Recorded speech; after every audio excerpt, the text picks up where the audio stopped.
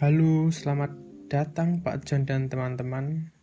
Perkenalkan terlebih dahulu, nama saya Alfonsus Widiarto, NIM 182214005, akan menjelaskan materi selanjutnya yaitu Voice over IP atau Internet Protocol. Nah, apa itu Voice over Internet Protocol atau IP? Voice over IP adalah teknologi yang memungkinkan percakapan suara jarak jauh melalui media internet. Data suara itu diubah menjadi kode digital dan dialirkan melalui jaringan yang mengirimkan paket-paket data dan bukan lewat sirkuit analog telepon biasa. Teknologi Voice over IP ini menghasilkan informasi suara dalam bentuk digital menggunakan metode packet switching. Dengan itu, maka menghindari biaya tol oleh jaringan telepon lokal dan jarak jauh. Nah, selanjutnya kita bisa melihat tabel figur 7.9 ini tentang cara kerja dari IP, Voice over IP itu sendiri. Nah, panggilan telepon Voice over IP ini mendigitalkan dan memecah pesan suara menjadi paket data yang mungkin berjalan di sepanjang rute yang berbeda sebelumnya, sedang dipasang kembali di tujuan akhir. Nah, prosesor yang paling dekat dengan tujuan panggilan disebut gateway, yang dimana mengatur paket dalam urutan yang benar dan mengarahkan mereka ke nomor telepon penerima atau alamat IP komputer penerima. Selanjutnya yaitu keunggulan Voice over IP. Yang pertama, dapat mengurangi biaya komunikasi dan manajemen jaringan sebesar 20 hingga 30%. Lalu yang kedua, menyediakan satu infrastruktur data suara untuk layanan telekomunikasi dan komputasi. Dan melalui ini perusahaan tidak lagi harus memelihara jaringan terpisah atau memberi dukungan, layanan, dan personel untuk setiap jenis jaringan yang berbeda. Keuntungan yang ketiga, keuntungan lain dari Voice over IP adalah fleksibilitasnya. Berbeda dengan jaringan telepon tradisional, telepon dapat ditambahkan atau dipindahkan ke kantor yang berbeda tanpa memasang kembali atau mengkonfigurasi ulang jaringan. Selanjutnya, komunikasi terpadu. Di masa lalu, setiap jaringan perusahaan untuk data kabel dan nirkabel, suara komunikasi, dan video conferencing dioperasikan secara independen satu sama lain dan harus dikelola secara terpisah oleh Departemen Sistem Informasi. Namun, sekarang perusahaan dapat menggabungkan mode komunikasi yang berbeda menjadi layanan tunggal yang dapat diakses secara universal menggunakan teknologi komunikasi terpadu.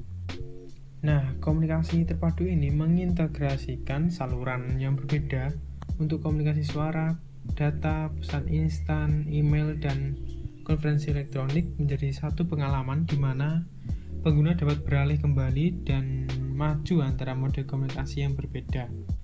Sebagai contoh ialah Centerpoint Properties, sebuah perusahaan real estate industri besar di wilayah Chicago, Amerika, yang menggunakan teknologi komunikasi terpadu untuk membuat situs web kolaboratif, di mana situs web ini menyediakan satu titik untuk mengakses data terstruktur dan tidak terstruktur.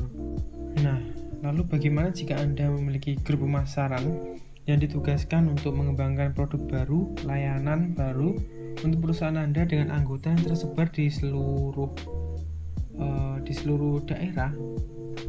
Kamu ingin dapat saling mengirim email dan berkomunikasi dengan rumah kantor tanpa ada kemungkinan gangguan dari orang luar seperti penyadapan informasi komunikasi seperti itu. Nah, maka dari itu ada solusi yang benar-benar jauh lebih murah, yaitu adalah membuat VPN atau jaringan virtual pribadi.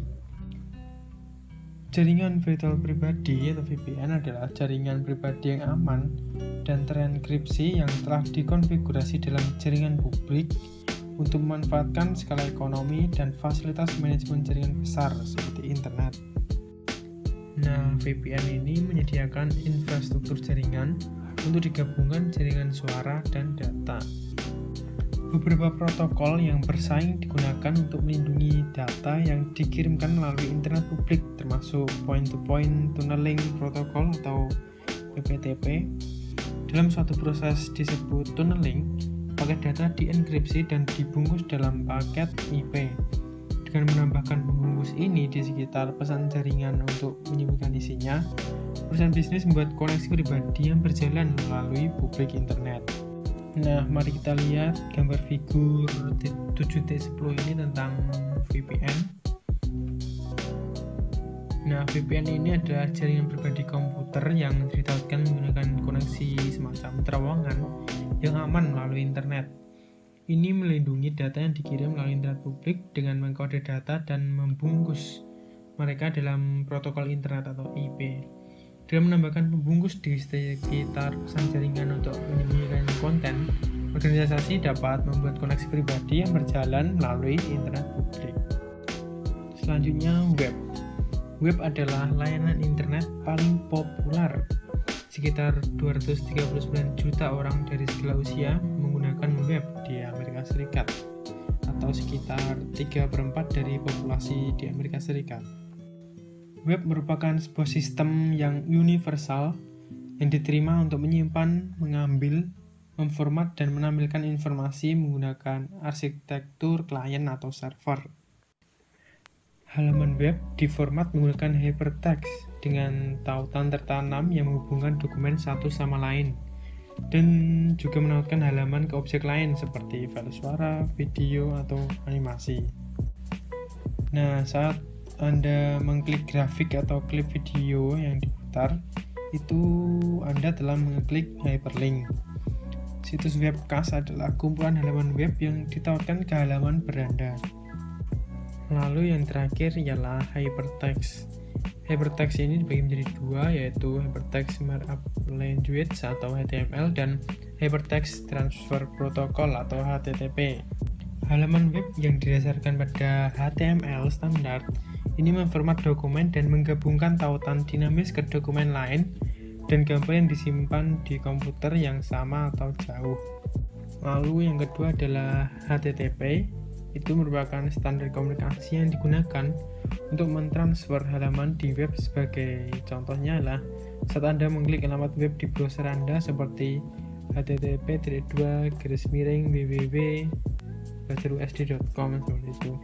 Nah, browser Anda mengirimkan permintaan HTTP ke servernya itu Belajar USD dan meminta beranda dari Belajar USD. HTTP adalah kumpulan huruf pertama di awal setiap alamat web, diikuti dengan nama domain yang menentukan komputer server organisasi yang menyimpan dokumen.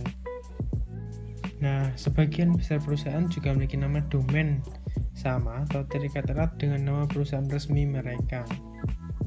Nah, sekian presentasi atau PPT dari materi Voice over IP ini.